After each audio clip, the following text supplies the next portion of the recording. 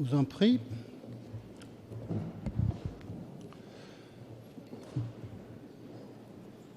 Permettez-moi tout d'abord de saluer les personnalités qui nous font l'honneur d'assister à cette séance solennelle de l'Académie des sciences.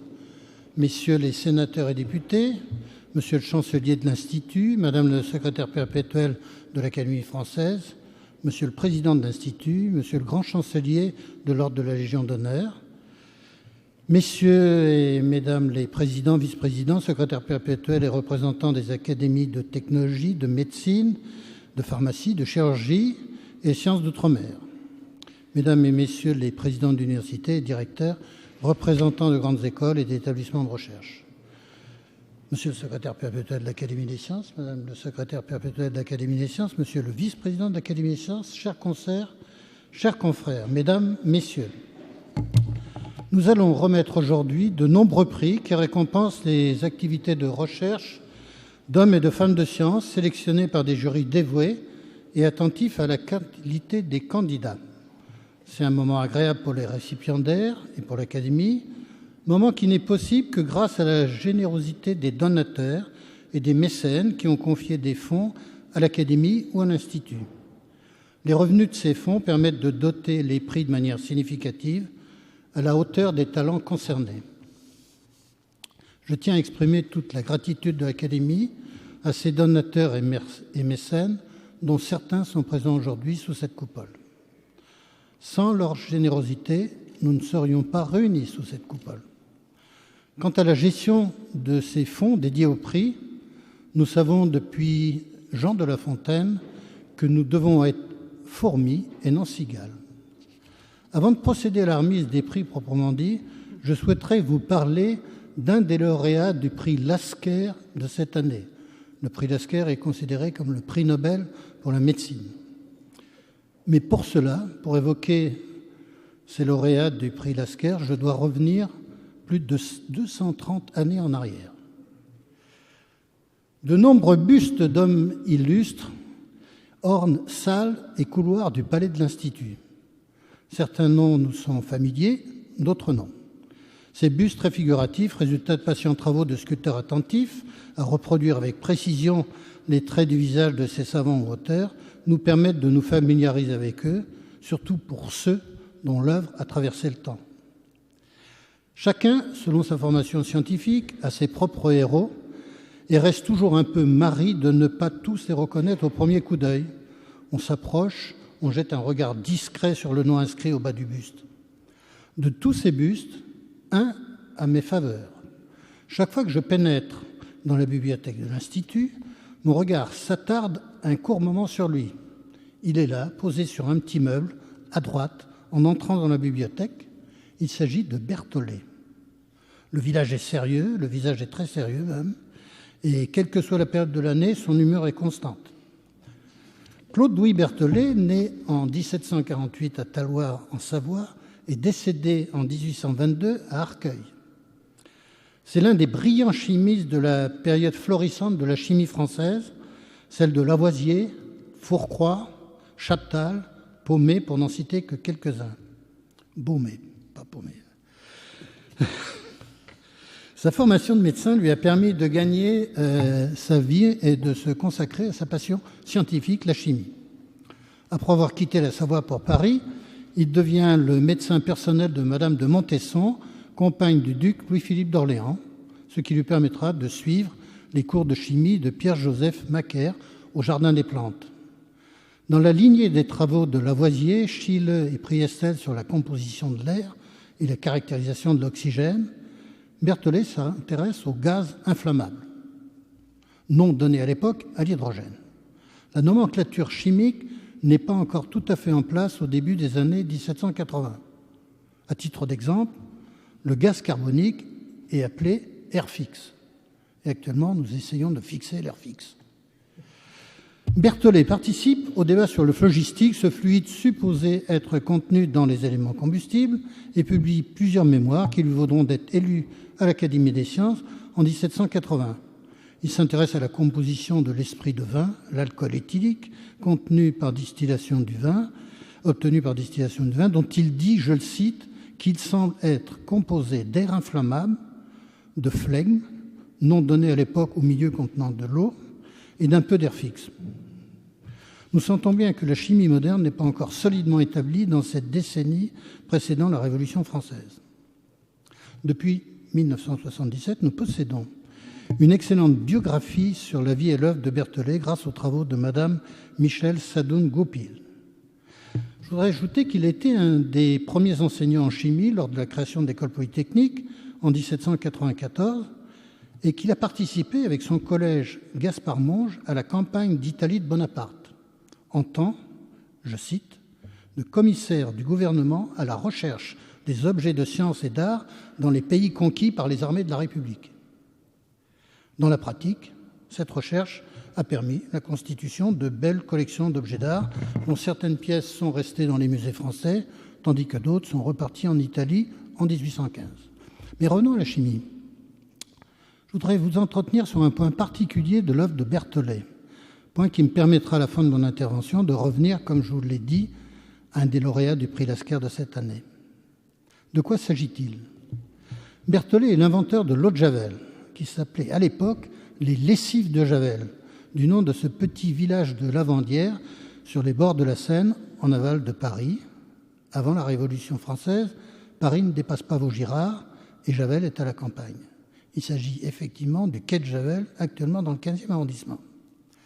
Dès 1785, Berthollet, qui est alors directeur de la manufacture des Gobelins, commence des recherches sur l'amélioration des teintures des textiles.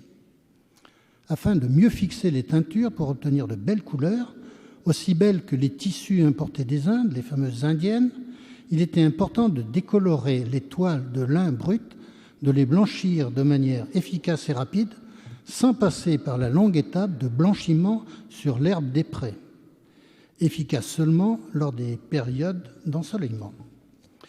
Berthollet va mettre au point la fabrication de l'eau de Javel, qui est en fait une solution stable d'hypochlorite, et va publier en 1789 ses travaux en 39 pages dans le tome 2 des Annales de chimie. Ces annales succèdent aux mémoires de l'Académie royale des sciences. Cette publication est intitulée « Description du blanchiment des toiles et fils par l'acide muriatique oxygéné et de quelques autres propriétés de cette liqueur relative aux arts ». Traduisons en langage chimique moderne. L'acide muriatique correspond à l'acide chlorhydrique et sa forme oxygénée au chlore, dont Berthollet fait des solutions aqueuses décolorantes. Pour rendre de procédé économique, Berthollet va remplacer l'acide chlorhydrique par le sel marin comme produit de départ sur lequel il fait agir de l'acide sulfurique. Ces solutions aqueuses de chlore ne sont pas stables. Il va rajouter une base. Initialement, ce sera de la potasse. Un peu plus tard, ce sera de la soude. Voilà donc décrit la première préparation de l'hypochlorite de sodium, facile à manipuler. Toute cette chimie simple sera faite à Javel, dans une petite fabrique, comme on disait à l'époque, qui perdurera jusqu'au milieu du XIXe siècle. En fait, la grande aventure d'eau de Javel n'est pas liée à son action de décolorant pour le blanchiment des toiles, mais surtout à ses propriétés désinfectantes mises en évidence par Pierre-François Percy, chirurgien en chef des armées sous la Révolution et l'Empire, connu pour avoir généralisé la cautérisation des blessures de guerre.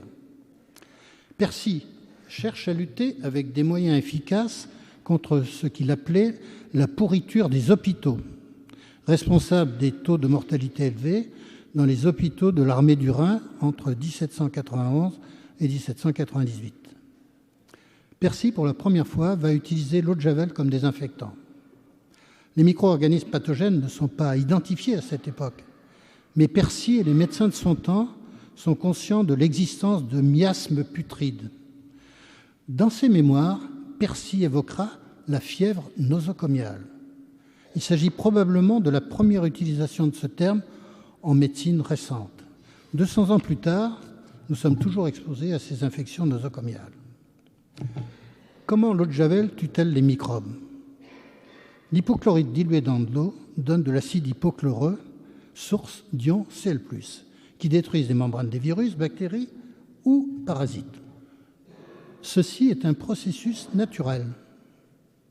C'est le mécanisme d'action de la myéloperoxydase présente dans nos macrophages. Cette enzyme utilise de l'eau oxygénée et des chlorures pour former de l'acide hypochloreux. Sans le savoir, Berthollet et Percy faisaient de la recherche biomimétique. Le développement de l'hygiène, l'identification des pathogènes, l'utilisation d'un désinfectant simple, efficace et peu coûteux comme l'eau de Javel va permettre la réduction des infections mortelles. L'arrivée des antibiotiques va accélérer cette lutte et peu à peu, à partir des années 1960, 1970, nous donner l'impression de vivre dans un monde débarrassé des microbes. De plus en plus de personnes vont se plaindre de l'odeur de l'eau de Javel, utilisée en particulier pour nettoyer les sols des hôpitaux. Certains vont rapprocher cette odeur de chlore de l'utilisation du chlore comme gaz de combat pendant la Première Guerre mondiale. Peu à peu, l'eau de Javel va être bannie des lieux publics, des groupes actifs faisant le procès des produits chlorés, sans faire de distinction entre les doses utilisées pendant les guerres chimiques et l'élimination des pathogènes avec de l'eau de Javel. Une faible dose d'hypochlorite transforme une eau contaminée en eau potable. À très faible dose, la chloration de l'eau, préalablement purifiée dans les usines modernes de traitement des eaux, permet de garder l'eau potable dès l'ouverture du robinet. C'est un petit miracle dont nous ne sommes plus conscients. Tout ceci nous semble maintenant tellement naturel que nous oublions que nous sommes redevables à tous ces moyens chimiques utilisés dans la préparation de l'eau potable dans les pays développés. En cas de crise sanitaire, lors d'une épidémie de choléra par exemple, il est important de traiter rapidement les eaux contaminées à l'aide d'hypochlorite. C'est ce qui a manqué lors de l'épidémie de choléra ayant touché une grande partie de l'Amérique latine à partir d'un foyer situé au Pérou en 1991. Cette épidémie a duré plus de 4 ans, entraînant le décès de milliers de personnes. La chloration de l'eau n'est pas à la mode. En effet, quiconque ose parler positivement de cette méthode risque d'être considéré auprès de certaines associations ou autres groupes comme un simple relais d'opinion de l'industrie du chlore ou de l'industrie chimique en général. Revenons au choléra et à la chloration de l'eau. Un retard dans la chloration de l'eau lors de la dernière épidémie de choléra qui s'est déclenchée après le terrible tremblement de terre en Haïti en 2010 a conduit au décès de plus de 8000 personnes. Pour comprendre le déclenchement de l'épidémie et son expansion, faute de la mise en place rapide des bons réflexes pour le traitement des eaux, je vous recommande la lecture d'un rapport établi à la demande de l'ONU par un groupe d'experts universitaires, rapport qui est disponible sur le site des Nations Unies. L'eau de Javel a toujours gagné ses quartiers de noblesse sur le front des épidémies. La dernière en date est celle d'Ebola en Afrique de l'Ouest. Cette épidémie a débuté en décembre 2013 et entraîné la mort de plus de 11 000 personnes. Le mois dernier, le prix Lasker a été attribué d'une part à 3 chercheurs pour leurs travaux éminents en recherche médicale fondamentale et d'autre part à Médecins sans frontières pour son action exemplaire lors de l'épidémie d'Ebola. Cette organisation bénévole de médecins et soignants a été la première sur le terrain et a mis en place tous les protocoles pour lutter de manière efficace contre la propagation de cette terrible épidémie virale pour laquelle aucun traitement n'est disponible. Comment agir ? Comment éviter la contamination des personnels soignants lors des interventions sur le terrain ? Vous avez en mémoire ces images des personnes revêtues de combinaisons, de gants, agissant au contact direct des malades. Peut-être n'avez-vous pas remarqué comment ces soignants désinfectaient leur tenue pour éviter de contaminer d'autres personnes ou eux-mêmes en quittant leur protection. Eh bien, là encore, l'utilisation de l'eau de Javel a été la solution. Il ne s'agissait pas de laver les combinaisons avec un simple détergent. Il fallait tuer le virus avant de quitter les vêtements de protection. Le CDC, Control Disease Center, décrit maintenant de manière très claire les protocoles d'utilisation des produits chlorés et des solutions d'hypochlorite dans la lutte contre Ebola. Permettez-moi de dire que ce magnifique prix Lasker, qui récompense l'action courageuse des équipes de Médecins sans frontières, est aussi un rappel pour nous dire combien l'action médicale en situation difficile dépend parfois d'un produit chimique aussi simple et aussi vieux, souvent décrié, et à tort, que l'eau de Javel. Lors de votre prochaine visite à la bibliothèque de l'Institut, Je suis sûr que vous ne manquerez pas de regarder le buste de Berthollet en entrant à droite. Je vous remercie.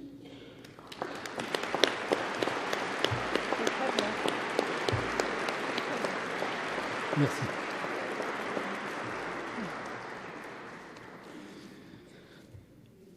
Nous allons passer à la remise des prix, proprement dit, et nous allons commencer par les grands prix. Et le premier grand prix, c'est le prix Émile Jungfleisch dans le domaine de la chimie organique et de la biochimie, le lauréat Pierre-Jean Coringer, qui est présenté par Jean-François Bach.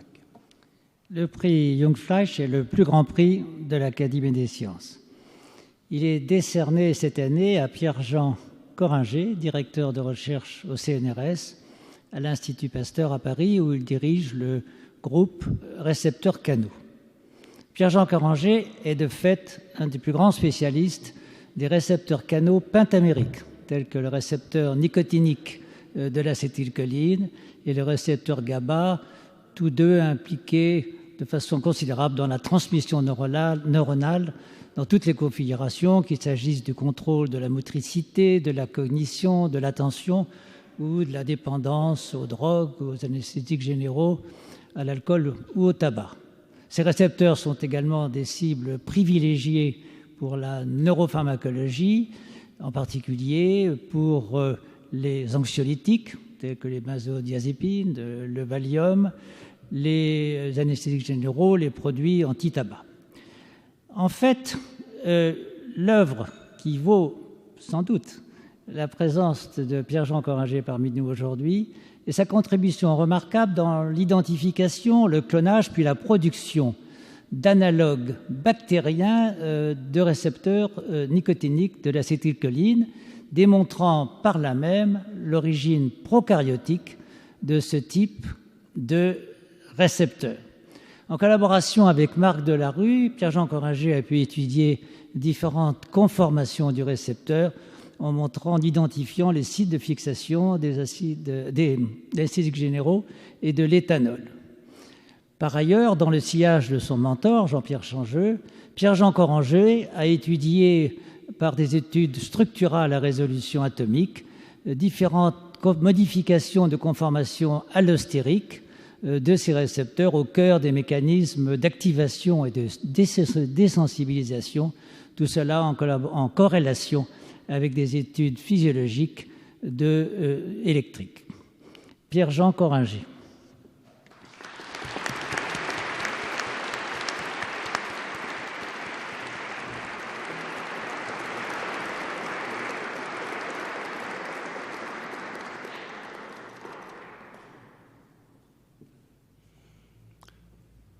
Nous allons passer au prix Alliance, prix qui est entre le groupe Alliance et la Fondation de l'Institut de France, et dédié à la recherche médicale. Le lauréat est Didier Samuel, présenté par Jean-François Bach. Le prix Alliance 2014 a été décerné à Didier Samuel, professeur des universités, praticien hospitalier à l'hôpital Paul Brousse à Villejuif, où il dirige l'unité clinique d'hépatologie et de soins intensifs, ainsi qu'une unité INSERM consacrée aux maladies du foie. Didier Samuel est un des grands leaders dans la prise en charge de la phase terminale de l'insuffisance hépatite grave, qu'il s'agisse d'hépatite fulminante ou de phase terminale de cirrhose, qu'elle soit due à des virus ou à d'autres causes. Didier Samuel a pu montrer qu'il était possible de prévenir la récidive de l'infection par le virus de l'hépatite B ou de l'hépatite C par des traitements antiviraux adéquats. Il a pu rendre possible les greffes de foie chez les sujets infectés par le virus de l'immunodéficience humaine, le sida. Il a aussi contribué de façon très importante à la mise en place de programmes cliniques sur le bioartificiel dans les hépatites aiguës graves. En outre, à côté de ces recherches cliniques très importantes, il a réalisé des études fondamentales de grande qualité, notamment sur la carcinogénèse, en montrant le rôle de rétrotransposons dans le carcinome hépatocellulaire. Didier Samuel.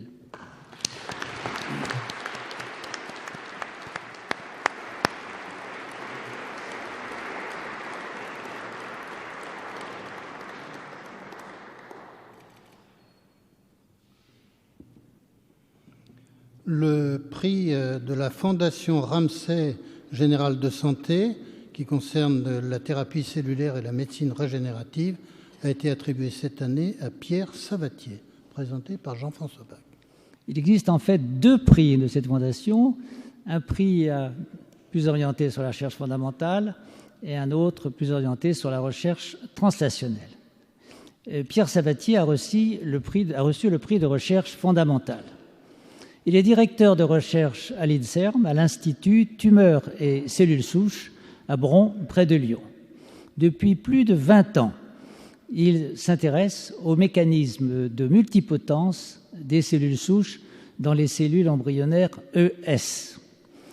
Il a réalisé des observations très importantes en montrant en particulier la quasi-absence de phase G1 du cycle cellulaire dans ces cellules souches.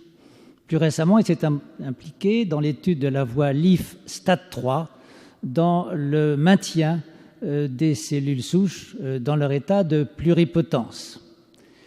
Il a en particulier montré que l'activation de STAT3 bloquait la différenciation et rendait les cellules souches beaucoup plus stables en raison d'un accroissement de leur stabilité génétique.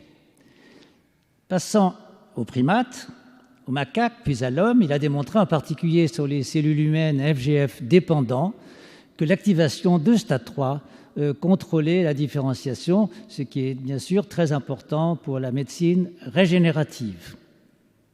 Ces travaux actuellement portent sur l'utilisation de nouveaux types de cellules souches dérivées de cellules différenciées comme les fibroblastes, les cellules IPS.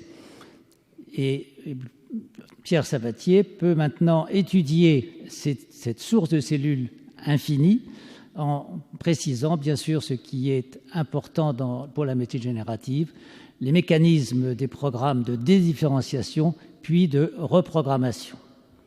Pierre Sabatier.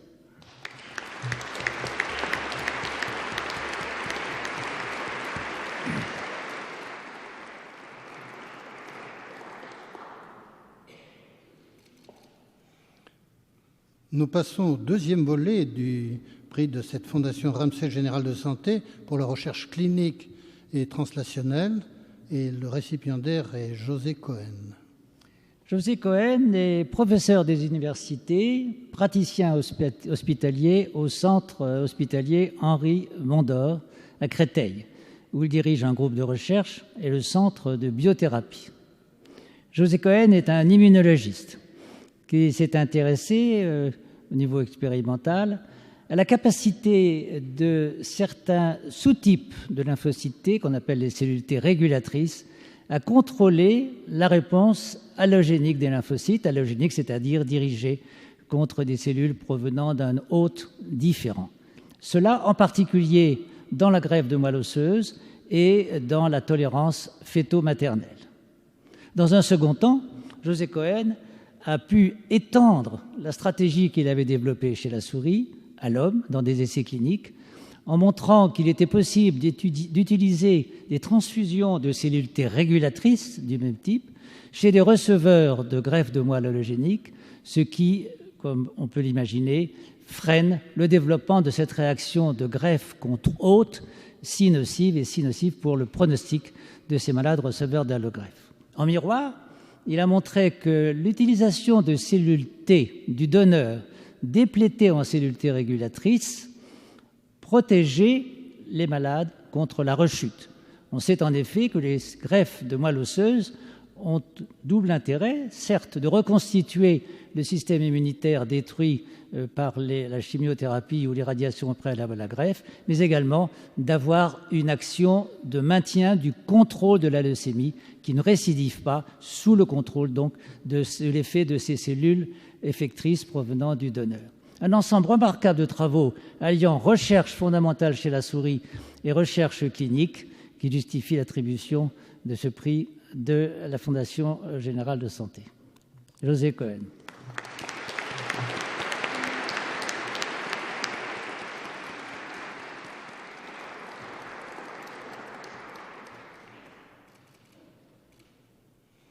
Nous passons au prix Ampère de l'électricité de France. C'est un prix qui est dédié aux sciences mathématiques, physiques, fondamentales ou appliquées. Et le récipiendaire est Michel Fliess, qui est présenté par Catherine Brechignac. Michel Fliess est directeur de recherche émérite au CNRS. Ses travaux, effectués au laboratoire d'informatique de l'École polytechnique à Palaiseau, portent sur l'automatisme et la théorie du contrôle. Son magnifique article sur les systèmes différentiellement plats, abondamment cité, a fait le tour du monde. Ainsi peut-on contrôler le mouvement d'une grue chargée en lui imprimant une vitesse suffisante sans risquer de dangereuses oscillations, le point extrême du filin étant la sortie plate du système. Alors ça nous rassure tout de suite, merci beaucoup, parce que les grues qui vont se trouver dans la 3e cour pour construire notre auditorium, nous savons qu'elles ne vont pas nous tomber sur la tête. De même, pour la robotique mobile, on peut piloter aisément des véhicules avec remorque, la sortie plate, dans ce cas, étant constituée par le milieu de l'essieu arrière. Pour conclure, je dirais que grâce aux nouveaux outils mathématiques qu'il a proposés, Michel Fliess a fait considérablement progresser le contrôle industriel des systèmes. Michel Fliess.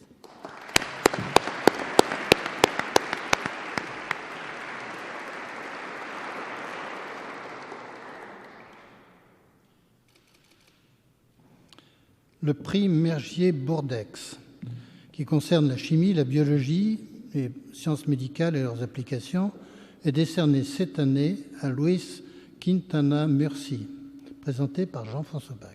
Luis Quintana Murci est directeur de recherche au CNRS, à l'Institut Pasteur à Paris, où il dirige le groupe Génétique humaine évolutive. Son parcours fut au départ très cosmopolite. Master de biologie à Barcelone, thèse de sciences sur la génétique des populations à Pavie, en Italie, stage postdoctoral à l'Institut Pasteur à Paris, et tout cela entrecoupé de multiples séjours aux États-Unis. Dès son travail de thèse, Luis Quintana Murci fit une observation extrêmement originale, utilisant l'ADN mitochondrial pour retracer la route côtière suivie par l'espèce humaine moderne à sa sortie d'Afrique il y a 60 000 ans. Un peu plus tard, il étudie de façon approfondie le polymorphisme du gène du chromosome Y dans de vastes cohortes qui éclairent la génétique des populations. Plus récemment, il s'est intéressé à la pression évolutive des maladies infectieuses sur l'évolution de l'espèce humaine. C'est ainsi qu'il a pu étudier de façon comparative le rôle respectif de la diversité génétique, des infections par différents pathogènes et leur combinaison dans l'évolution de notre espèce. Luis Quintana Murci.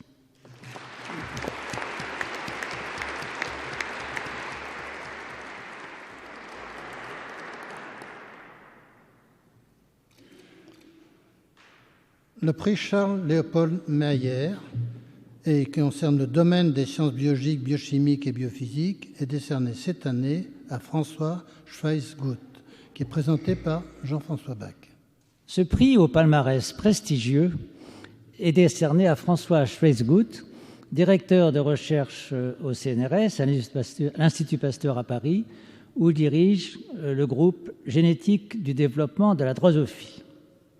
Biologiste de développement et généticien à la fois, François Schweizguth a choisi la drosophile pour étudier les mécanismes moléculaires de la spécification cellulaire dans les premières phases de l'embryogénèse. Il s'est particulièrement intéressé à un gène qui joue un rôle clé dans les interactions, dans les communications cellulaires au cours du développement chez les êtres multicellulaires, la voie Notch. Il a décrit un mécanisme très original et étonnant de la transduction du signal du récepteur Notch, mécanisme dans lequel il a montré que le récepteur était clivé et qu'un des fragments du récepteur rentrait dans les noyaux où il agissait sur la transcription des gènes cibles de la voie Notch. Par ailleurs, dans d'autres études, il a montré que la polarité cellulaire jouait un rôle très important dans les divisions asymétriques. Un ensemble de travaux remarquables qui ont valu à François Schweizguth une place très particulière dans le monde de la biologie du développement, tant en France qu'à l'étranger. François Schweizguth.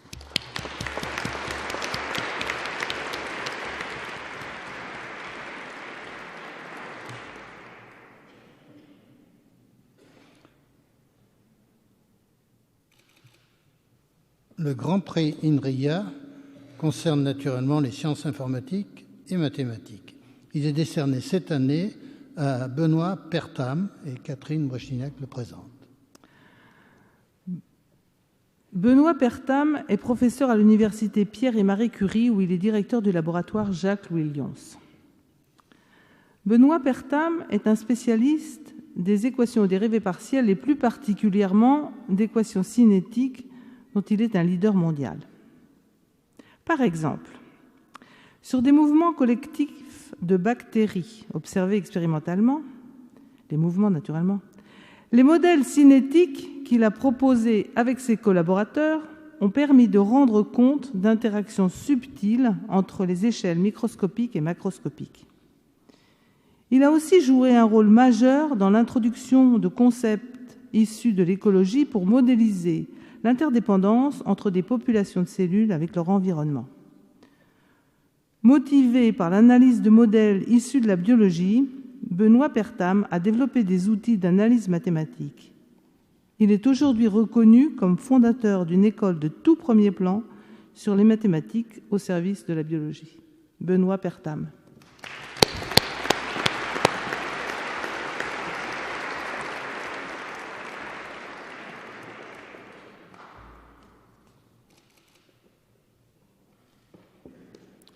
Prix INRIA de l'innovation Dassault Systèmes, attribué dans le domaine du transfert et de l'innovation dans le champ des sciences informatiques et mathématiques, est attribué à Marc Lavielle, présenté par Catherine Brechignac. Marc Lavielle est directeur de recherche INRIA et responsable scientifique de l'équipe de recherche POPIX au centre INRIA Saclay-Île-de-France.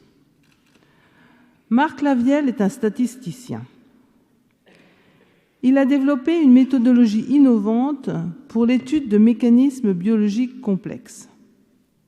À partir de données recueillies dans des essais cliniques portant sur des médicaments, il a développé des standards et une plateforme logicielle pour la modélisation de la maladie et du médicament. Il a ainsi mis au point un algorithme qui est aujourd'hui considéré comme faisant référence.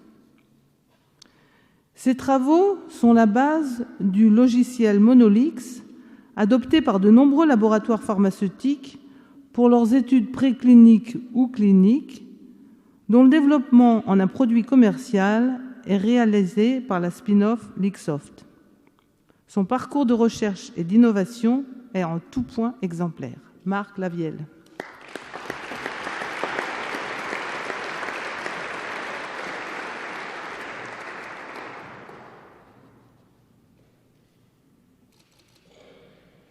Le prix INRIA Jeune Chercheur est attribué cette année à Véronique Cortier, présentée par Catherine Brechignac. Véronique Cortier est directeur de recherche au CNRS et affectée au laboratoire Lauria à Vendeuvre-lès-Nancy. Son domaine de recherche concerne l'analyse des protocoles de sécurité.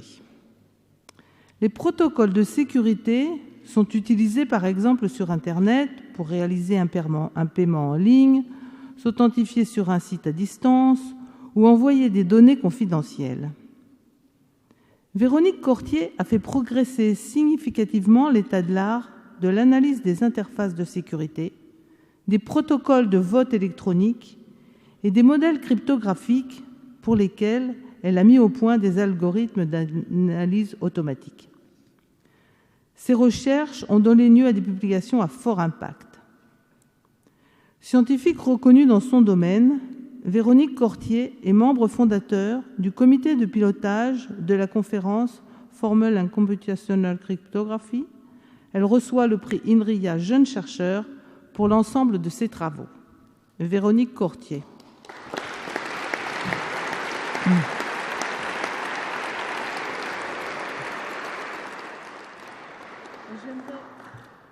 J'aimerais conclure. Ça marche plus, ça? Ah, si. Et j'aimerais conclure pour remercier sincèrement, très sincèrement, l'INRIA et son directeur Antoine Petit pour la collaboration que nous avons ensemble sur ces prix INRIA qui sont décernés sous la coupole de l'Institut de France. Merci. Pierre-Victor Nourry, qui concerne les sciences chimiques, biologiques et médicales, est décerné cette année à Yvan Huc, présenté par Jean-François Bach. Yvan Huc est directeur de recherche au CNRS et co-directeur de l'Institut européen de chimie biologique à Bordeaux. Chimiste de synthèse, Yvan Huc s'est d'abord illustré dans le domaine de la chimie supramoléculaire, cher à notre confrère Jean-Marie Laine. Plus récemment, il s'est impliqué dans l'analyse, l'élaboration d'une nouvelle classe de molécules, les foldamères, qui sont, à l'instar des biopolymères, de protéines ou d'acides nucléiques, des ensembles de structures non naturelles, stables, même si elles sont d'une grande complexité. Ces molécules ont l'intérêt, à la différence de celles issues du vivant, de pouvoir être modulées à façon en choisissant les substances non naturelles adéquates. Elles ont la grande puissance d'augmenter la fixation à la reconnaissance de substrats ou de réactifs. Ce sont des produits importants pour leurs applications potentielles. C'est ainsi qu'il a été montré que des foldamères pouvaient être utilisées comme des substances repliées, abritant des motifs à l'abri des polymères bioorganiques. Un travail remarquable de chimie débouchant sur des applications thérapeutiques possibles. Yvan Huc.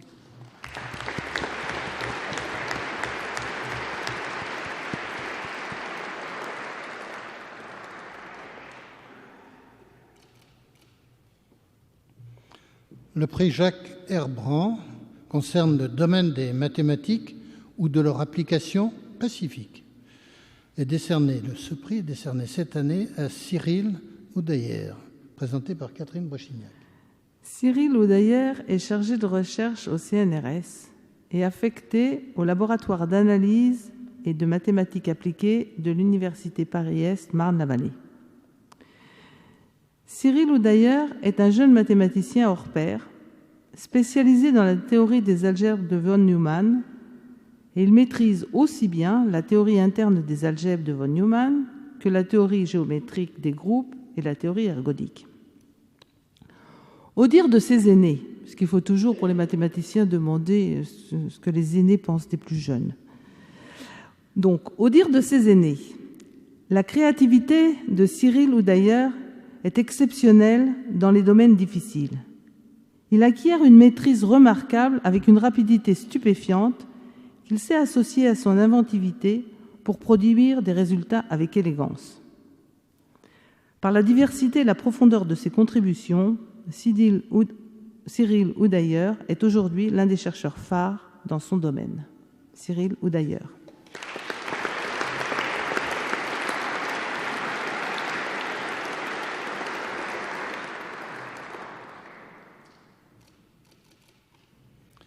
Le prix de l'État est attribué cette année dans le domaine des mathématiques à Yves Guivarch, présenté par Catherine Brechignac.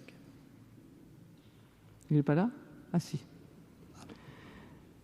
Yves Guivarch, parce que je suppose qu'on prononce Guivarch parce qu'il doit être breton. Et moi aussi. Est professeur émérite à l'Institut de recherche mathématique de Rennes. De formation probabiliste, il s'est intéressé très tôt au système dynamique et à la théorie ergodique, puis aux réseaux dans les groupes algébriques et à leur lien avec l'arithmétique. On lui doit un grand nombre de résultats sur des thèmes extrêmement variés, mais toujours abordés d'un point de vue probabiliste. On peut citer les fonctions harmoniques, la diffusion et la propagation en milieu aléatoire, l'enroulement des géodésiques sur des surfaces à courbure négative, les produits aléatoires de matrices, les fractions continues multidimensionnelles. Son œuvre est impressionnante par sa qualité, son originalité et sa grande diversité. Yves Guivarch.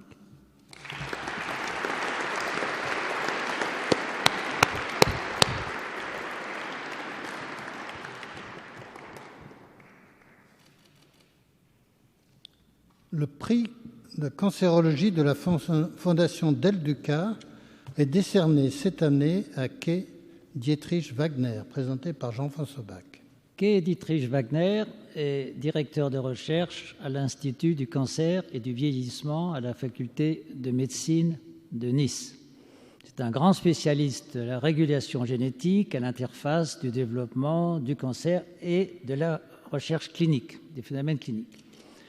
Kay Dietrich Wagner s'est particulièrement intéressé pendant de nombreuses années au mécanisme intime de l'action du gène WT1 suppresseur de la tumeur de Wilms.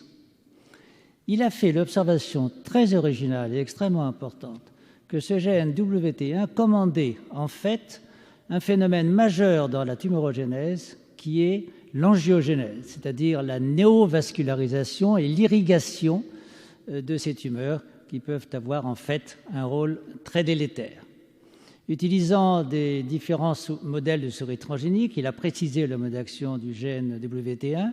Ces travaux sont d'une grande importance théorique, mais aussi peut-être clinique, et de nombreux essais et de plusieurs essais thérapeutiques sont actuellement mis en œuvre, tant en France qu'à l'étranger, pour utiliser ce gène WT1 comme cible, les applications étant potentiellement très importantes dans de nombreux types de tumeurs. Kay Dietrich Wagner.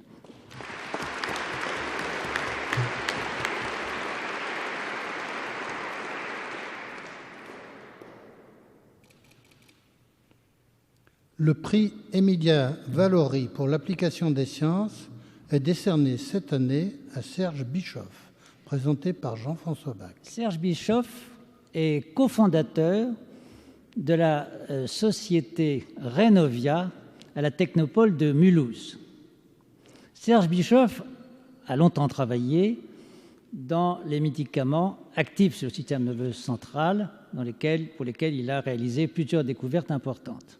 Il a en particulier découvert un médicament qui est actif dans des formes d'épilepsie résistantes à toute forme de traitement. Sa jeune société Renovia vient d'obtenir le prix de la médecine individualisée du concours mondial de l'innovation pour la création d'un timbre transdermique électronique. Ce timbre permet la diffusion contrôlée de médicaments dans de nombreuses pathologies, particulièrement dans les maladies neurodégénératives du système nerveux central, mais dans bien d'autres pathologies également.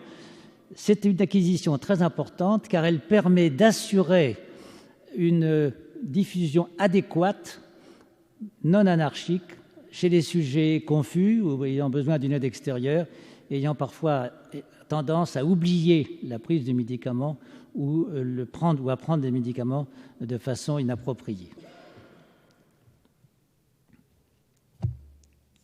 Serge Bischoff.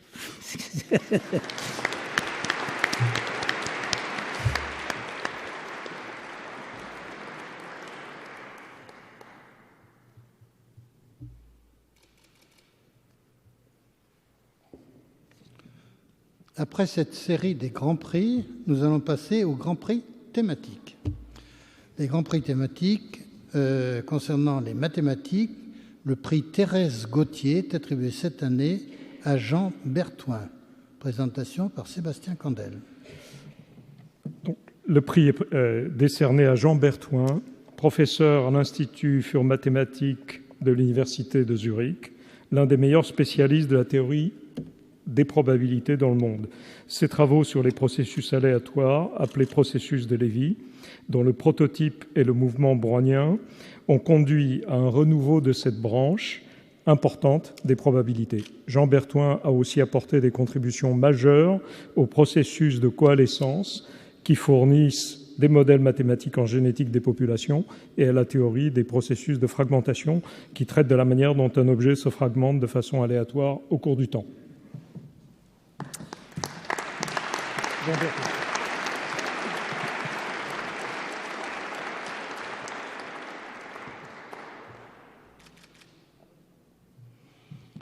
Le prix Jacques-Louis Lyons est décerné cette année à Ildefonso Diaz et présenté par Sébastien Candel.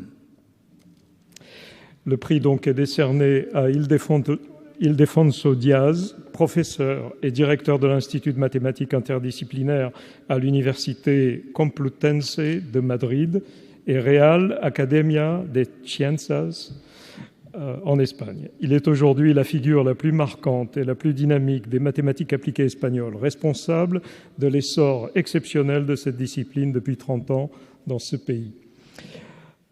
Ildefonso Diaz a tissé une relation privilégiée avec de nombreux chercheurs français et mené avec eux de multiples travaux en collaboration. Ces 2 livres et 200 articles de recherche couvrent un large spectre de problèmes non linéaires issus de la mécanique et de la physique. Ildefonso Diaz.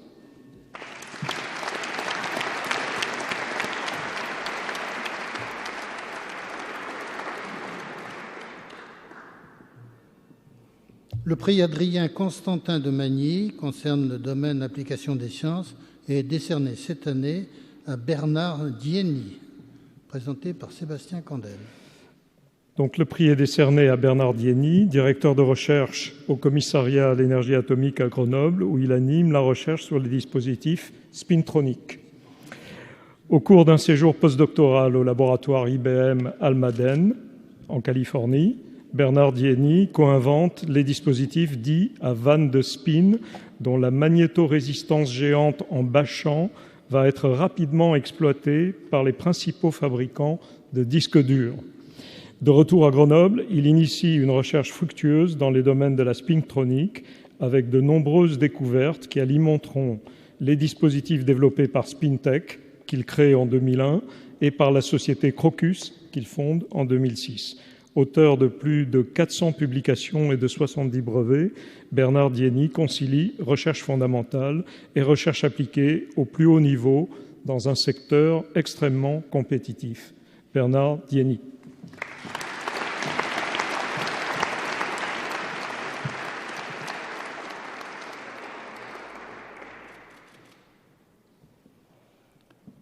Le prix Yvan Pech dans le domaine application des sciences est décerné conjointement à Johan Troll et Laurent Briand, présenté par Sébastien Candel. Alors, c'est le prix Yvan Péchès, décerné donc à Johan Troll, professeur à l'Université de Rennes, et Laurent Briand, ingénieur de recherche à Perfos, à Lannion. Alors, Laurent Briand est à droite. Voilà. Pour avoir réalisé en première mondiale et mis sur le marché des fibres creuses en verre à base de sélénium. Ces fibres microstructurées ont la propriété de guider parfaitement la lumière infrarouge dans un large domaine spectral allant jusqu'à 20 microns. Elles constituent ainsi le complément idéal des nouvelles sources laser infrarouges en permettant le guidage du faisceau lumineux vers une cible, ouvrant ainsi la voie à de nombreuses applications.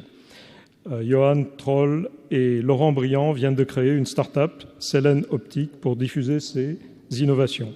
Johan Troll et Laurent Briand.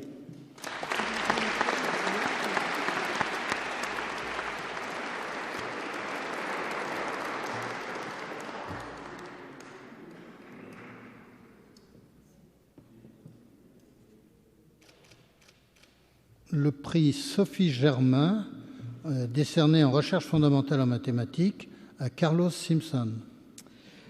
Donc, le prix est décerné à Carlos Simpson, directeur de recherche au laboratoire Jean-Alexandre Dieudonné, unité mixte du CNRS et de l'Université de Nice, pour sa contribution majeure à la géométrie algébrique complexe ayant trait à l'étude des représentations du groupe fondamental d'une variété algébrique et les espaces de modules de fibrés vectoriels sur cette variété. Il a placé la théorie des variations de structure de Hodge dans le contexte beaucoup plus général des fibrés de Higgs. Ces travaux ont permis de découvrir de nouvelles restrictions sur les groupes fondamentaux des variétés keulériennes compactes. Carlos Simpson.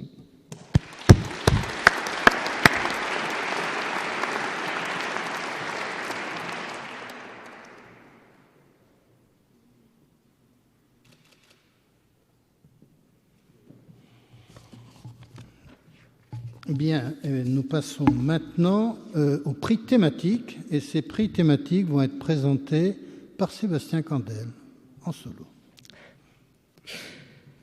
Alors, donc d'abord les prix thématiques de mathématiques, Et le premier, c'est le prix Élie Cartan. Donc ce prix est décerné à Anna Herschler, directeur de recherche au Centre national de la recherche scientifique à l'École normale supérieure à Paris, pour ses travaux sur les marches aléatoires et la croissance des groupes qui ont profondément transformé la connaissance que l'on avait des fonctions de Fellner, mesurant le degré de moyennabilité des groupes, leur entropie, leurs frontières de Poisson, et qui l'ont conduit au premier calcul précis d'exposants de groupes à croissance intermédiaire. Anna Herschler.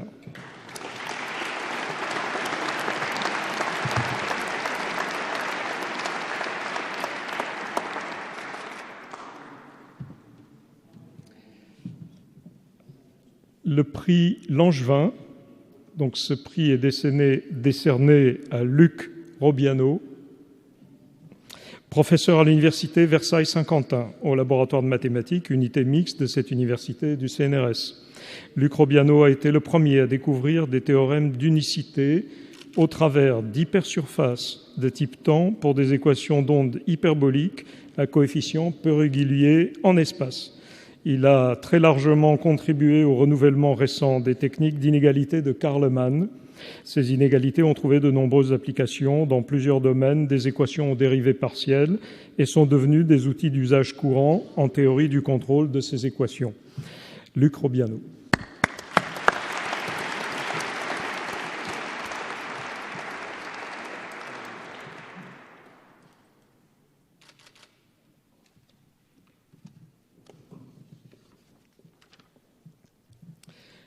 On passe maintenant au prix thématique des sciences mécaniques et informatiques.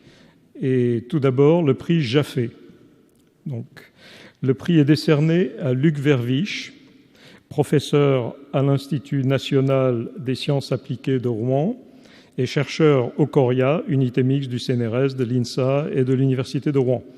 Luc Verviche est un scientifique de grand talent, l'un des meilleurs de sa génération dans le domaine des sciences de l'ingénieur, internationalement reconnu pour ses contributions à la combustion et plus particulièrement à l'analyse de la structure des flammes et à la modélisation et au calcul des flammes turbulentes.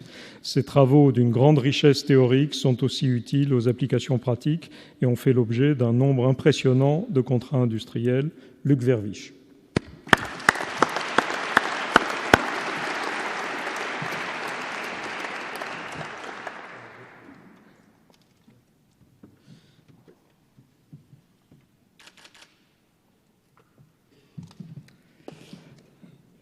Alors, on passe au prix Michel Monpetit. C'est un prix d'informatique et de mathématiques appliquées. Le prix est décerné à Christine Paulin-Moring, professeure à l'université Paris-Sud Orsay. Christine Paulin-Moring a fait d'importantes contributions à la théorie des types et à ses applications à la certification du logiciel et du matériel. Elle a notamment conçu une extension du calcul des constructions avec des types inductifs génériques, établi ses propriétés métathéoriques, contribué à la conception et à la supervision de l'implémentation du logiciel COQ, et ensuite montré comment utiliser cet outil pour vérifier la correction de logiciels et de circuits électroniques. Donc Christine Paulin-Moring.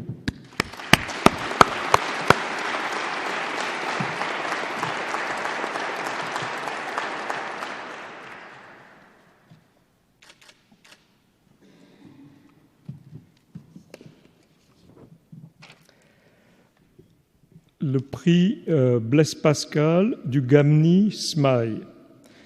Donc c'est toujours un prix de sciences mécaniques et informatiques. Le prix est décerné à Clémentine Prieur, professeure à l'université Joseph Fourier, au laboratoire Jean Kunzmann, unité mixte de cette université du CNRS à Grenoble. Clémentine Prieur peut faire état d'une carrière universitaire brillante, comportant la direction d'un groupement de recherche, de nombreux encadrements et direction administrative. Partie de travaux sur le mélange avec Paul Doucan et Jérôme Dedecker. Elle s'est ensuite orientée avec de nombreux collaborateurs vers l'évaluation statistique du risque dans un cadre multivarié, puis traité du problème de l'estimation des paramètres d'équation aux dérivées partielles avec de multiples applications industrielles. Clémentine Prieur.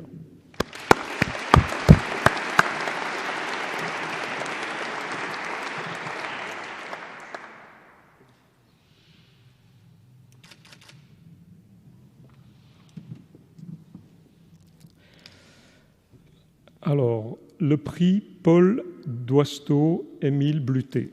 Ce prix est décerné à Véronique Lazarus, maître de conférence à l'Université Pierre et Marie Curie, laboratoire FAST, fluide automatique et système thermique, unité mixte du CNRS à Orsay. Véronique Lazarus est l'auteur de travaux importants en mécanique linéaire de la rupture des matériaux solides par une combinaison remarquable de démarches analytiques, de méthodes numériques avancées, de techniques expérimentales. Elle a livré une analyse la plus générale à ce jour de la prédiction du trajet de propagation, coplanaire ou non coplanaire, des fissures soumises à des chargements arbitraires permettant des avancées dans le domaine de la ténacité des milieux hétérogènes et en multifracturation des matériaux. Véronique Lazarus.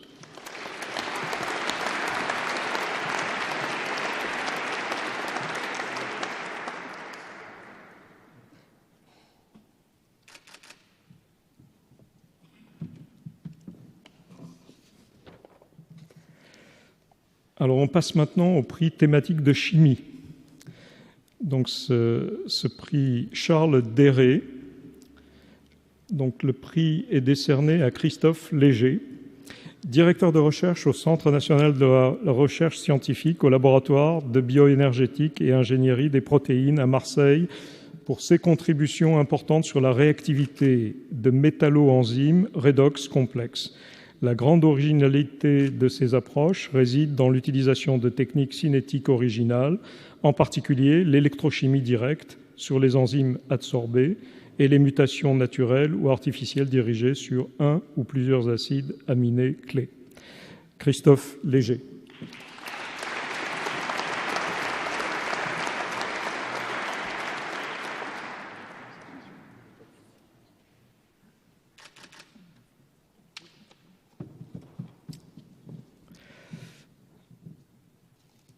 Le prix Paul Pascal, donc c'est toujours un prix de thématique de chimie. Le prix est décerné à Talal Mala, professeur à l'Université Paris-Sud Orsay. Talal Mala a mené des recherches sur la conception rationnelle par design moléculaire de nano-objets magnétiques pour le stockage de l'information et l'imagerie médicale. Il a ainsi contribué de façon majeure au domaine du magnétisme moléculaire en concevant et préparant des molécules à haut spin, des nanoaimants moléculaires et plus récemment des nanoparticules de réseau de coordination. Talal Mala.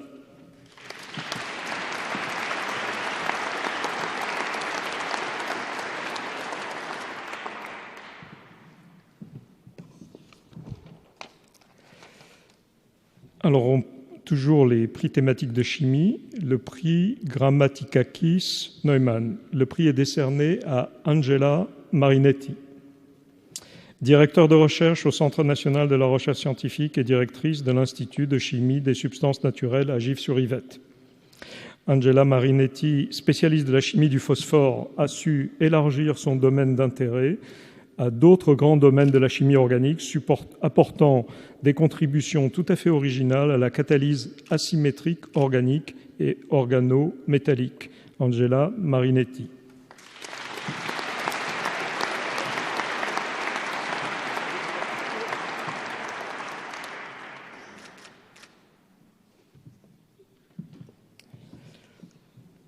Alors, on poursuit avec le prix de Madame Claude Berthaud, qui est cette année décerné à une chimiste. Le prix est décerné à Sylviane Sabot-Étienne, directeur de recherche au Centre national de la recherche scientifique, laboratoire de chimie de coordination à l'Université de Toulouse. Sylviane Sabot-Étienne a effectué des travaux fondamentaux dans le domaine de la chimie organométallique en rapport avec la catalyse homogène et la chimie durable, réalisant des avancées importantes dans le domaine de l'hétérochimie organométallique, notamment dans la chimie du bore et du silicium.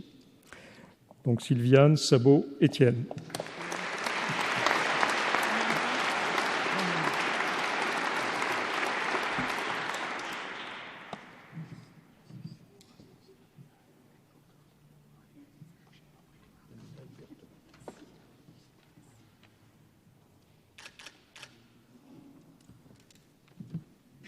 Alors, en même temps que ce prix, on décerne la médaille Berthelot à Sylviane Sabot-Étienne, directeur de recherche au Centre national de la recherche scientifique, laboratoire de chimie de coordination à l'Université de Toulouse. Bon, et on vous remettra l'autre médaille plus tard. Très bien.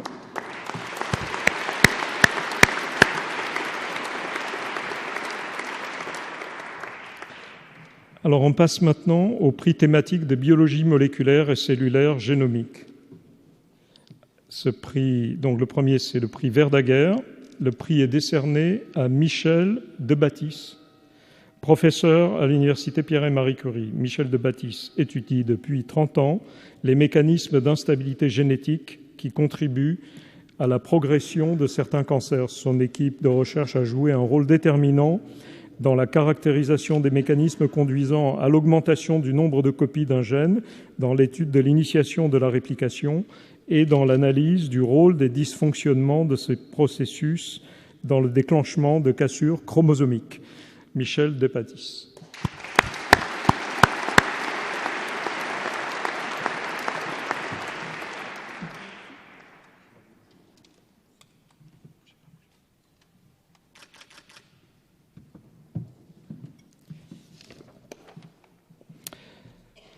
Alors, les prix thématiques de biologie humaine et sciences médicales.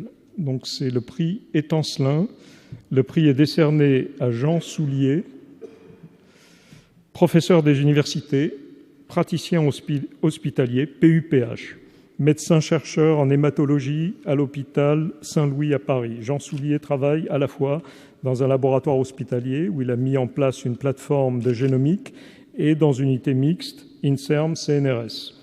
Il a acquis une réputation internationale de premier plan en travaillant sur 2 sujets. Les mécanismes aboutissant à une aplasie médulaire dans le cadre de la maladie de Fanconi et l'hétérogénéité des leucémies lymphoblastiques aiguës, T, qu'il a pu classer en plusieurs sous-types en fonction de l'oncogène impliqué et de l'hétérogénéité intratumorale. Jean Soulier.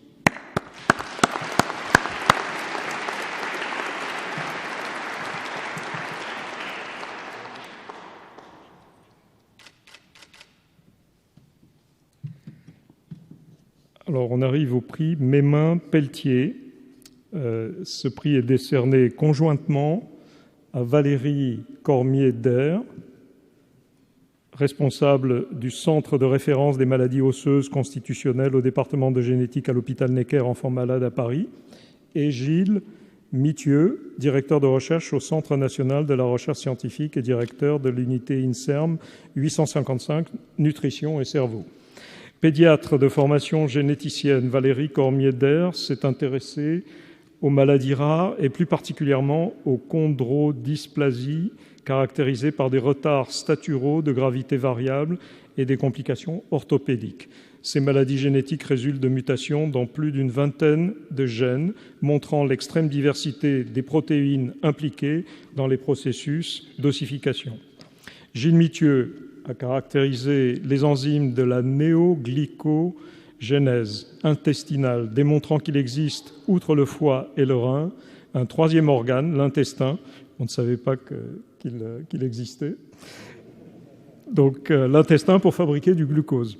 Les capteurs présents sur le système PORT donnent à cet organe un rôle essentiel dans le jeûne, les régimes protéiques, l'hépatectomie et le contrôle du diabète. Il a découvert l'arc réflexe intestin-cerveau ainsi que les peptides et récepteurs impliqués dans cet arc. Donc, Valérie Cormier-Der et Gilles Mithieu.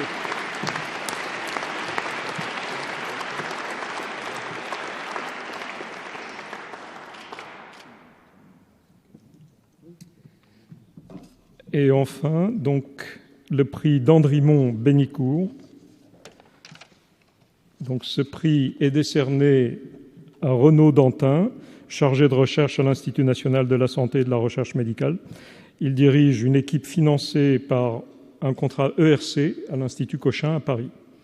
Renaud Dantin étudie la régulation transcriptionnelle et post-transcriptionnelle des voies métaboliques de la conversion des sucres en lipides dans le foie. Il s'agit d'un facteur de risque majeur pour le développement d'une stéatose hépatique, un syndrome qui touche environ 30% de la population européenne et qui peut progresser vers une maladie plus grave. Il a identifié un facteur de transcription clé, une kinase et un régulateur épigénétique qui contrôlent cette voie et qui sont des cibles potentielles pour la recherche des médicaments. Renaud Dantin.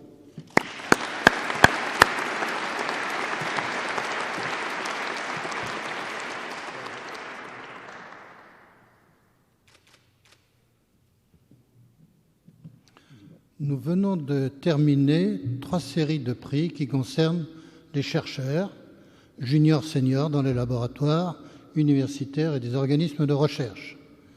L'Académie des sciences s'intéresse également à ce qui se passe dans l'enseignement secondaire. Nous sommes très attachés à un enseignement des sciences de qualité dans l'enseignement secondaire. Nous avons l'occasion d'émettre des avis et nous souhaitons continuer à émettre des avis dans ce domaine. Il est important pour un pays comme la France d'avoir une formation scientifique de très haut niveau. C'est d'une part une tradition pour ce pays, il n'y aura aucune raison qu'elle s'arrête. Passons aux jeunes. Les Olympiades nationales et internationales, organisées sous l'égide de l'inspection générale concernant les mathématiques pour les mathématiques, constituent un concours national entre les élèves de première scientifique. Je tiens, pour ces premiers lauréats d'Olympiade de mathématiques, à remercier l'ensemble des enseignants qui préparent les élèves, qui le font en dehors de leur service, avec dévouement et talent. Je tiens à ce qu'on les applaudisse un petit peu, ils ne sont pas tous là, mais on pense à eux.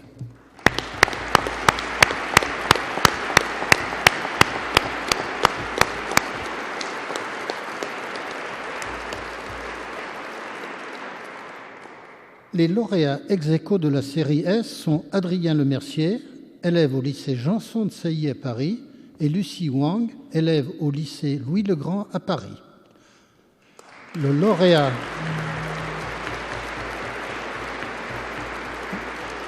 J'appelle le 3e lauréat, excusez-moi, parce qu'on va faire les 3 lauréats de mathématiques Olympiade nationale en même temps.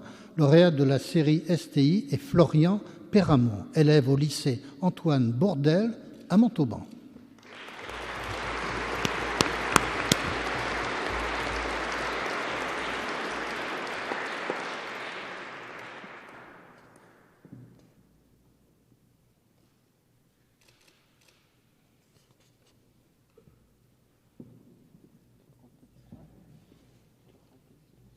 Non.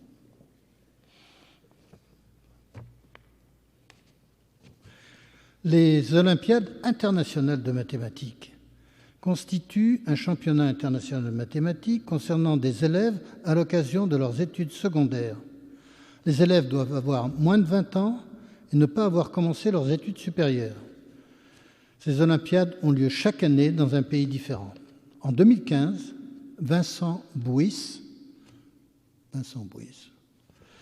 élève au lycée général et technologique Hugues Capet à Senlis, il est actuellement au lycée Louis-le-Grand à Paris, a été déclaré médaille d'argent des Olympiades internationales de mathématiques. Félicitations.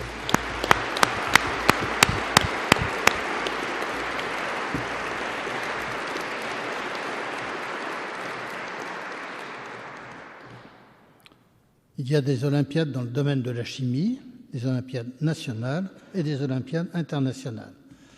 Pour les Olympiades nationales de la chimie, j'appelle Pierre Monteiller, qui est élève au lycée Pierre-Paul Riquet de Saint-Orens, actuellement au lycée Louis-le-Grand à Paris, si mes informations sont exactes, et a été classé premier, ainsi que Timothée Rio, élève au lycée Louis-le-Grand à Paris, qui a été classé 2e des Olympiades nationales de la chimie. Toutes nos félicitations.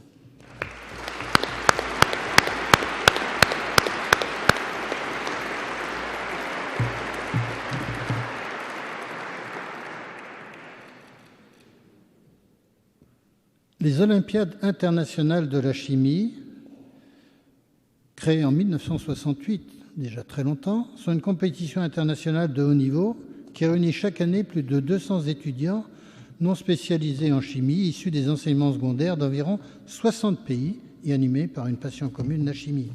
La délégation française s'est vue remettre une médaille d'argent et 2 médailles de bronze.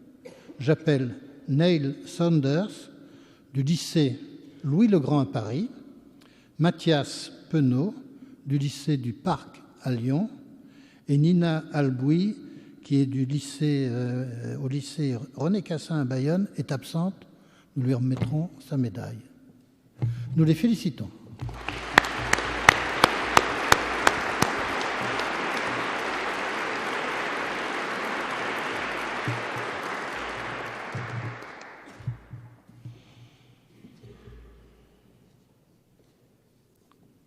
Il est de tradition de terminer une séance de remise de prix sous la coupole par une intervention d'un confrère ou d'une consoeur. Et cette année, c'est notre consoeur Odile Eisenstein qui a accepté de donner une allocution sur le thème « La transgression, : une des voies de la créativité ».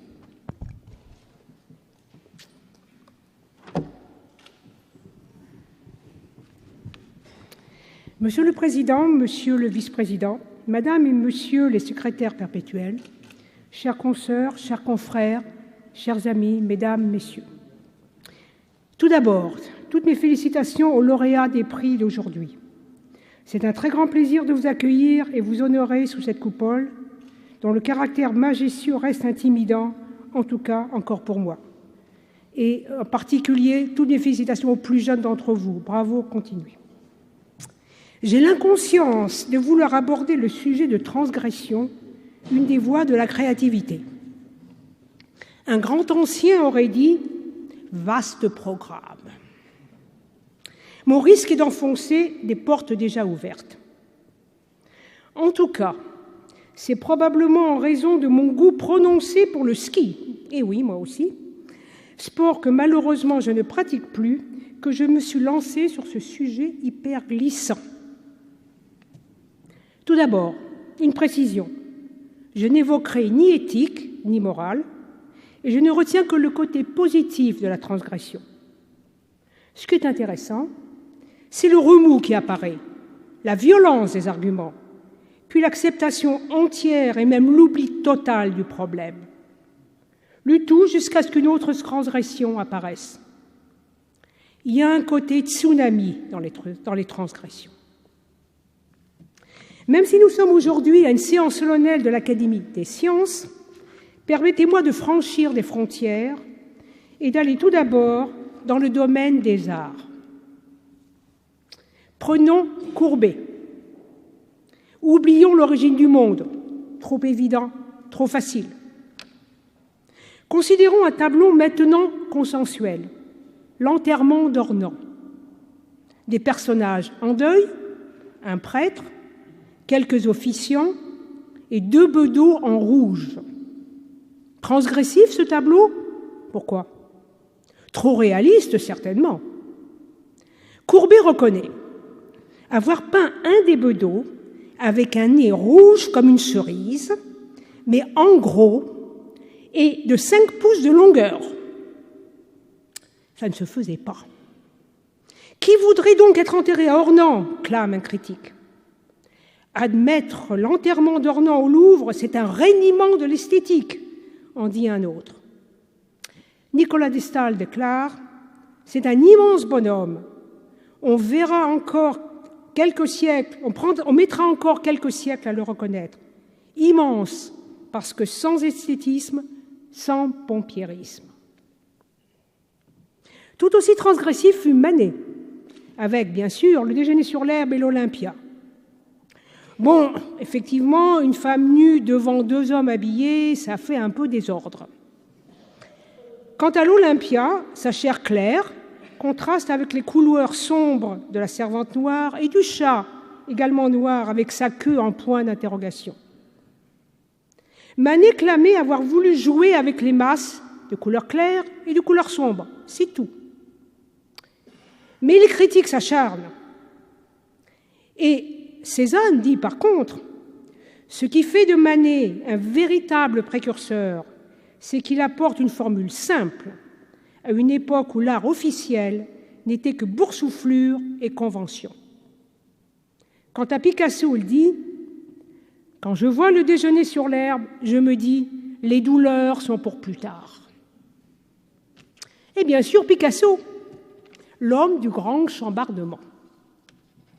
En 1906, il peint Gertrude Stein, une riche collectionneuse américaine tenant salon ouvert non loin d'ici à tous les artistes de l'époque. Après de nombreuses et très longues pauses, pendant lesquelles il n'arrive pas à saisir son visage, Picasso lui donne un visage de masque africain. Le rejet est unanime, sauf heureusement de l'intéressé. Tous reprochent la faible ressemblance, mais Picasso déclare « Vous verrez, elle finira par lui ressembler ». Le masque de Gertrude Stein n'était qu'un début. Un monde nouveau s'ouvre en 1907 avec les Demoiselles d'Avignon.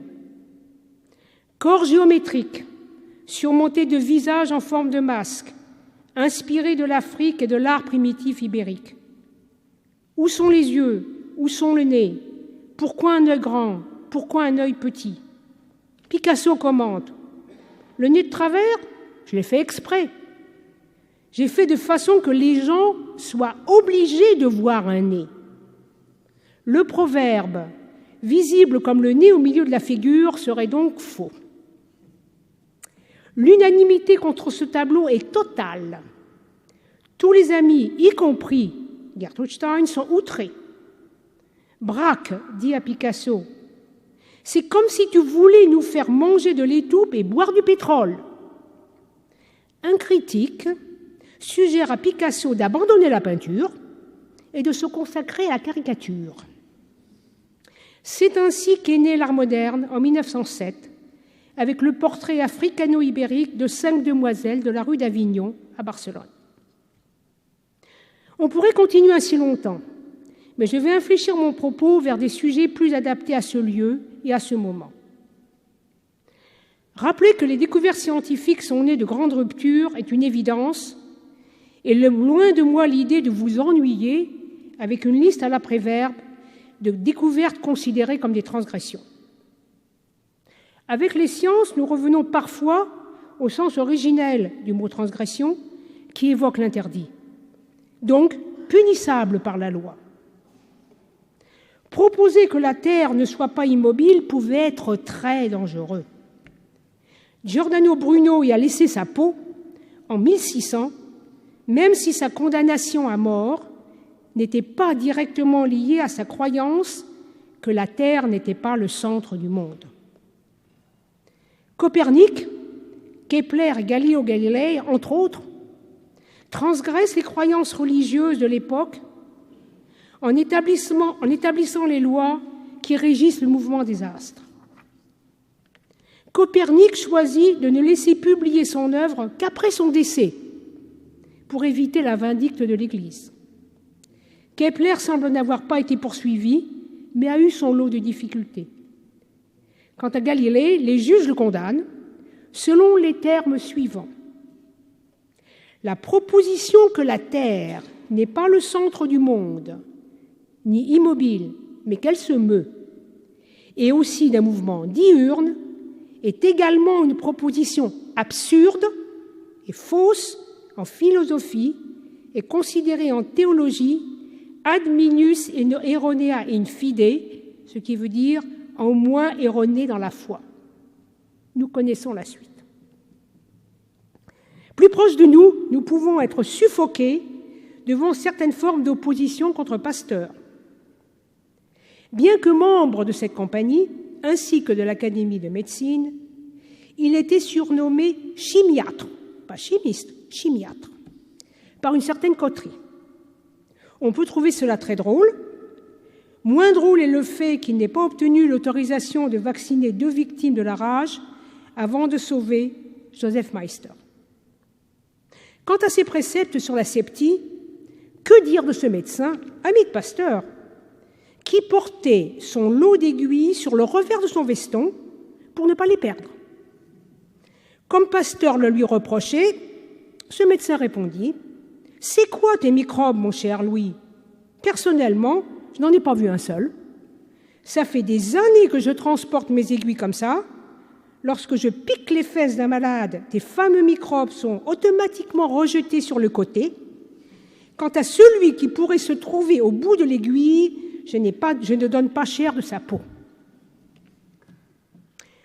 Aujourd'hui, il est difficile de concevoir qu'au début du XXe, l'existence des atomes constituant essentiel de la matière n'était pas encore acceptée. Par exemple, le fait que la molécule d'eau est faite d'atomes d'oxygène et d'hydrogène n'était pas compris. Les anti-atomistes étaient nombreux, ils étaient virulents, et certains très reconnus, siégeant même en ces lieux. C'est à Jean Perrin que nous devons la preuve définitive de l'hypothèse atomistique. Cette preuve nécessitait de compter des particules dans des conditions parfaitement définies pour déterminer un nombre qu'on appelle le nombre d'Avogadro. Avogadro lui-même, un Italien que pratiquement personne n'avait écouté, avait proposé que, dans des mêmes conditions de température et de pression, des volumes égaux de gaz différents contiennent le même nombre de molécules. Jean Perrin trouve une façon de déterminer ce fameux nombre en dissolvant des minuscules sphères de caoutchouc végétal dans l'eau et en comptant. La mesure faite 13 fois de suite conduit 13 fois à la même valeur. Il est amusant, nous sommes en 1913. Le débat qui durait depuis un siècle sur l'identité des acteurs chimiques et physiques était enfin clos. La mécanique quantique a été un autre tsunami et un vraiment pas évident. Le grand Richard Feynman l'exprimait on ne peut mieux. Je vais vous donner la version française, ma traduction de son texte anglais. Nous avons toujours des difficultés à comprendre le monde de la mécanique quantique. Je ne suis pas assez âgé pour trouver ce truc évident. Ça continue à me rendre nerveux. Vous savez ce que c'est ? Toute idée nouvelle, il faut bien une génération ou deux pour qu'il devienne évident qu'il n'y a pas de problème. En fait, en ce moment même, je n'arrive pas à définir le problème. Je suppose donc qu'il n'y a pas de problème, mais je ne suis pas sûr qu'il y a un problème. On ne peut pas être plus clairement, étonné. Je n'aurai pas la présomption de parler plus avant de mécanique quantique devant mes chers confrères physiciens. Donc passons à la mécanique quantique dans le domaine de la chimie. A priori, la situation aurait dû être d'un calme total, car une fois que la théorie atomistique était acceptée, nous venons de le voir, personne ne conteste que les électrons, dans les atomes et les molécules, obéissent à la mécanique quantique, qui en chimie prend le nom d'équation de Schrödinger. Cette équation est parfaitement bien définie, mais voilà, personne ne peut la résoudre exactement, même pour la plus petite molécule de l'univers, c'est-à-dire la molécule d'hydrogène, 2 noyaux, 2 électrons. Alors, si on n'arrive pas à résoudre cette équation pour la molécule d'hydrogène, on est très mal parti pour étudier les très grands et nombreux systèmes chimiques de toute taille qui existent ou qui existeront. Que veut dire ne pas savoir résoudre l'équation de Schrödinger ? Prenons une image de la vie quotidienne. Dans une grande ville, il existe un réseau dense de transports en commun interconnectés. S'il n'est pas possible de résoudre les équations qui gèrent le mouvement des transports, il devient difficile de déterminer les horaires de passage des autobus. L'image est un peu tirée par les cheveux, mais les images simples en chimie quantique ne sont pas légion. Puisqu'on ne peut pas résoudre l'équation, on peut tenter d'en avoir une version approchée. Et c'est ainsi que depuis que la chimie quantique existe, les praticiens de cette discipline s'évertuent à mettre en place des méthodes de plus en plus précises est de plus en plus rapide pour décrire des systèmes chimiques de taille de plus en plus grande. Dans le modèle de transport urbain, il sera alors possible de connaître l'heure de passage de votre autobus avec une marge d'erreur acceptable. Mais le problème n'a pas la même difficulté pour une petite ville ou une grande métropole. Où vont donc résider les transgressions? Ce sera dans la façon d'aborder la résolution de cette équation. La plus simple a été proposée dans les années 60 sous le nom barbare de méthode Huckel étendue. Étendue, ça ne veut pas dire qu'elle est couchée, c'est la méthode qui est étendue. Elle est due à Roald Hoffmann, qui a été le prix Nobel en 1981. Quitte à simplifier, simplifions à l'extrême. Dans notre système de transport urbain, il n'y aurait plus qu'un seul autobus, à un moment donné, aucun risque de collision et aucun embouteillage. Le temps de parcours serait donc juste fonction de la distance. C'est pas mal approché, n'est-ce pas? Un euphémisme, mais pas totalement faux non plus.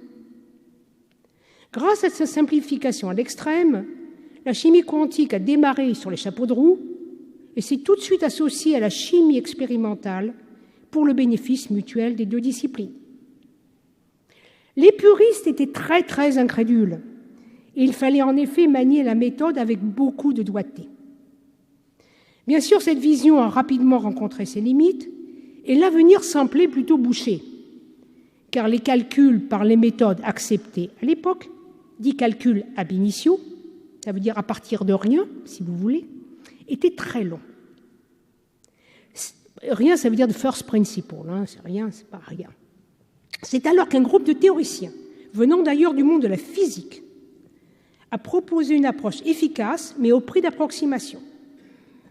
Il s'agissait de la méthode de la fonctionnelle de densité proposée par Walter Cohn, prix Nobel en 1998 avec John Popper. Difficile de transférer cette théorie dans l'image des réseaux urbains, mais essayons quand même. Le système devient réel. Tous les moyens de transport sont présents, les bus roulent en même temps. Les collisions peuvent donc exister et doivent être évitées.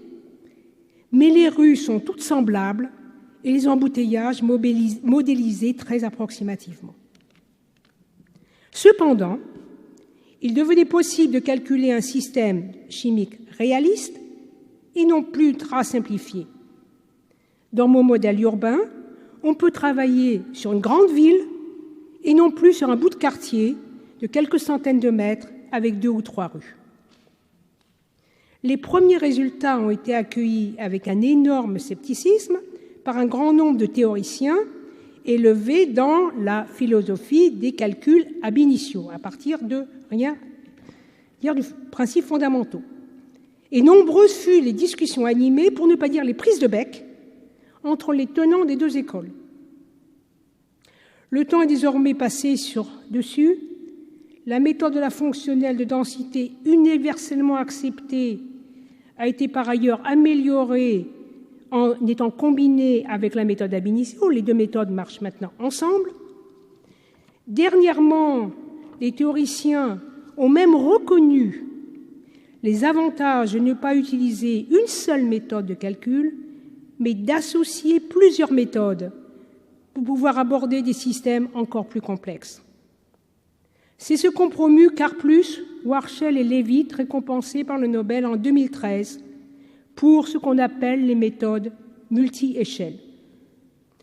Dans mon schéma urbain, ma grande ville est maintenant entourée de sa banlieue et les transports en commun ne s'arrêtent pas au périphérique.